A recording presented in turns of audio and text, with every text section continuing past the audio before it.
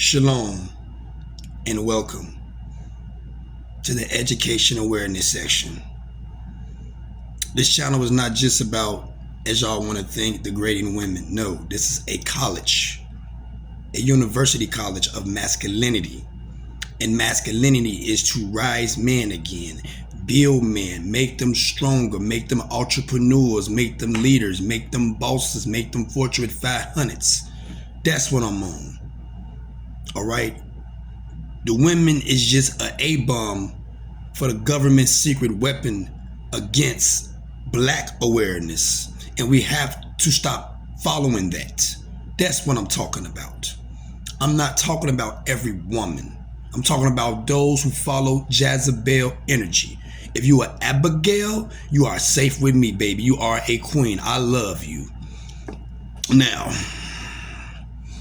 Dr. Umar said we need to be accountable for us, which he had a point. I'm not going to argue with that, but Dr. Umar, let's be real specific. As I praise in the vision as a disciple right now, when have you ever came to Chicago, any project, any ghetto, any hood in America and give awareness to these young black kids? Tell me that right now, Mr. I'm perfect, but you're not when it comes to black power.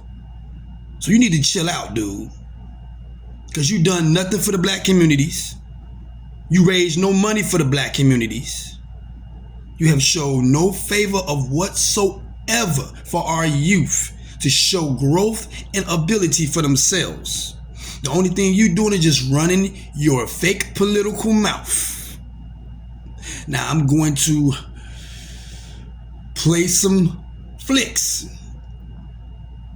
of what Dr. Umar is saying, and I'm going to come back and give my reaction on what we need to do in this awareness section as black people growing today in this society, in this economy, in this adversity that we deal with on the regular basis.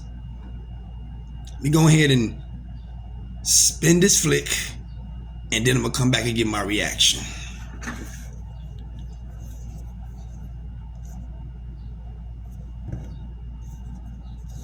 Showed up as an immigrant. We're the only people who showed up as imports. Why would you dare make the gay struggle equal?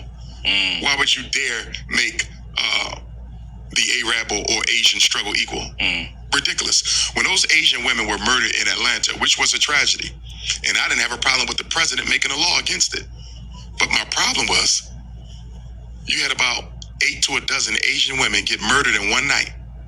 And it was as a result of one night. One night, the president and vice president flew down to Atlanta and met with the Asian community. He passed an executive order almost overnight.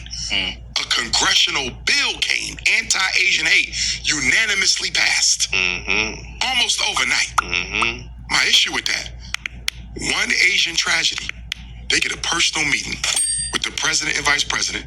They get an executive order. They get a federal law that makes it illegal to even use a racial slur. We've been here 400 years. You ain't never flew down and met with us face to face after no tragedy. When that damn devil walked into that supermarket in Buffalo, New York and murdered those Africans, when Dylan Roof walked into that church in Charleston, South Carolina, murdered those Africans, we didn't even get a face-to-face meeting from the president of the United States, who was black at the time, Barack Obama. Now let's stop this. But this is what you do for the Asians? And do you sign an executive order? Now let's stop this. As I praise in division as a disciple right now, Dr. Umar, do you understand that when it comes to a situation like that, and it is a major outburst and an outbreak and a tragic on another culture other than your own, especially the Asians, let's stop playing these games, brother. Because America and Asia work together. Agriculture,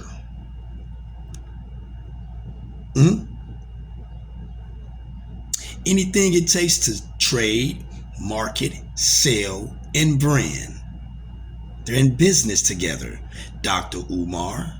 So of course America is going to make the Asians look better than the blacks that's going through tragedy because they don't want to lose their partnership with the Asians. Do you understand that, or do you not understand it? Well, you do understand it, but you're not being aware enough to teach the people what's really going on when it comes to the structure of politics. They work together. They make money together. They're in bed together, and they're not going to lose each other, because whatever comes from Asia goes to America. Whatever comes from America goes to Asia. It is a 360 circle that they ain't doing nothing but financially building each other on a worldwide scale. That's it. You know that. I know that. Every real black man, truly educated, knows that. It is a business. America is a corporation. And what are they doing? Marketing, building brands to sell with other countries. Now, let's spin this flick again, moving along, and I'm going to come back and give y'all my reaction.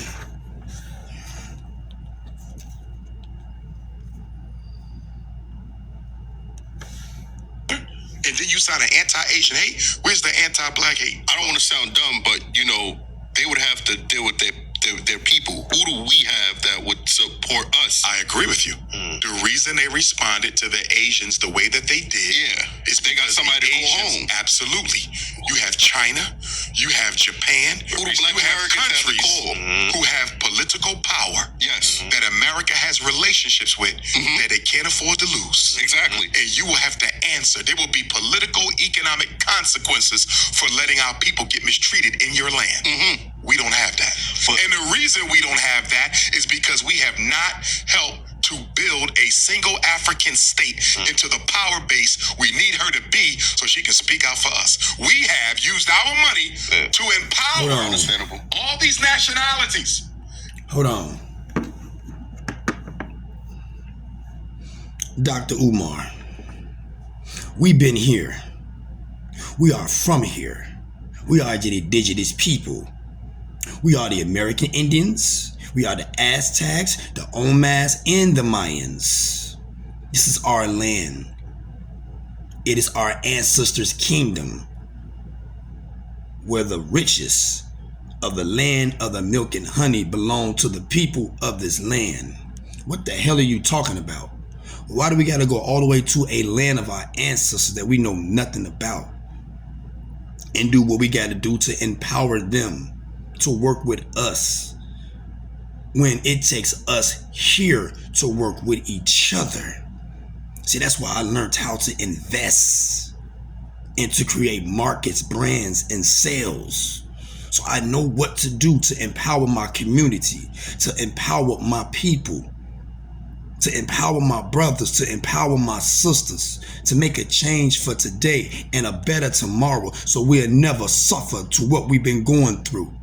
We ain't got to go to no far damn country of our ancestors to get it together. We get it together right here. It is the same thing we can do. Put our money together and figure out a brand inside a market and watch it spread as it sells, and we all will generate. Okay? That's all we got to do is work together throughout community, throughout hood, throughout ghetto, to make a truly tremendous difference for our children's future, so they can already be intact, inclined when they get grown to run these corporations that we are starting now. Now let's spin the clip and give some more of this flick, and I'll come back with my reaction. And use almost none of it to empower Africa, the very continent we need to do what you just said. Be strong enough to be a diplomatic voice for American Africa. But this is why I asked you before which one is more important to fix first. Because if we had that power behind us, wouldn't it be easier for us to make moves over here? If if we had that power in Africa. Absolutely. But we're not building the power, though. In other words, we should be in Africa right now. I'm sending you to Ghana. I'm sending you to Nigeria. I'm sending you to Namibia. I'm going to go to Ethiopia. We're going to sit down with the president. Listen, we are a $2 trillion people. We need you to be able to speak up for us. Would it be hard to get dual citizenship? What are the economic slave chains that America has around your economy? What are the economic slave chains America has around your economy? And what could we do with our education and income to weaken those chains so one day they can fall? Africa would love to do business with us instead of the World Bank or the International Monetary Fund. Let me stop this. Or the French government or the Belgian. Let me stop this. Stop lying, nigga, to make yourself look good. If every president, if every ambassador in Africa or prime minister wanted to work with us, the indigenous people of this land, they'll reach out to us.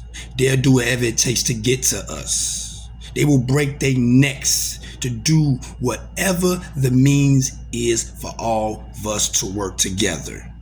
But throughout the years, have I ever seen any leaders from Africa come to the ghettos, come to the communities, and talk to the drug dealers, talk to the rappers, talk to the hustlers, the pimps, anyone that's doing anything that's making some money, to merge with them, to rebuild our culture, to rebuild our people, and to rebuild our community?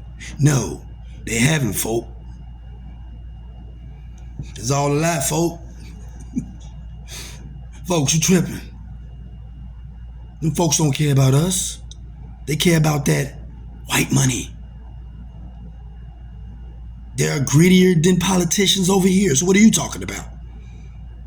Now, one time I seen them people reach out to us and tell us to come to Africa and do business with them. So shut the hell up, man. Because you make no sense what you're saying, brother. See, here in America, as they want to call this corporation, we can rebuild our communities.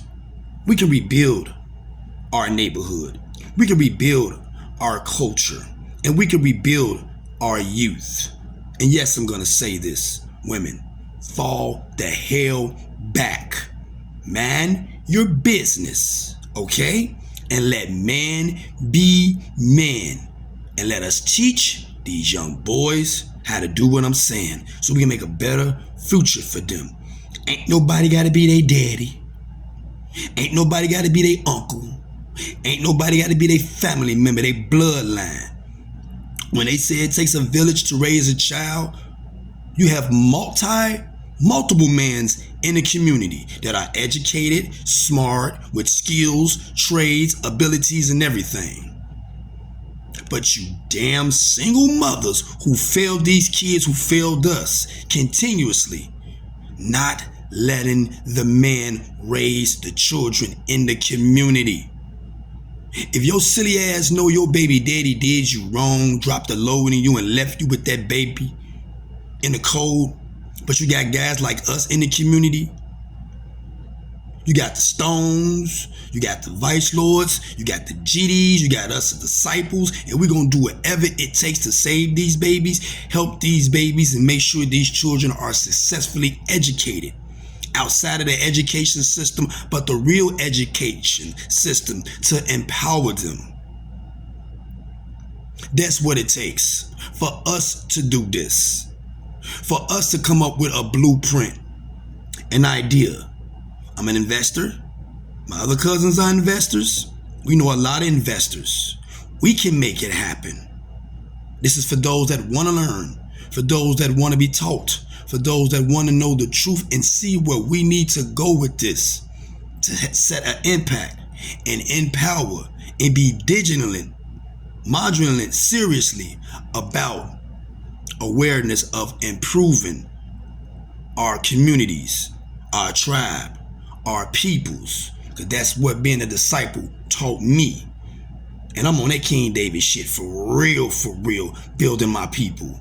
I'm not playing, brother. I'm not like you. I am dead damn serious. Till next time, everyone, of the awareness section. Shalom. Be safe out there. check on your people, build with your people, work with your people, and let's create again the Tucson Black Bank Market Stock and Economy. Shalom.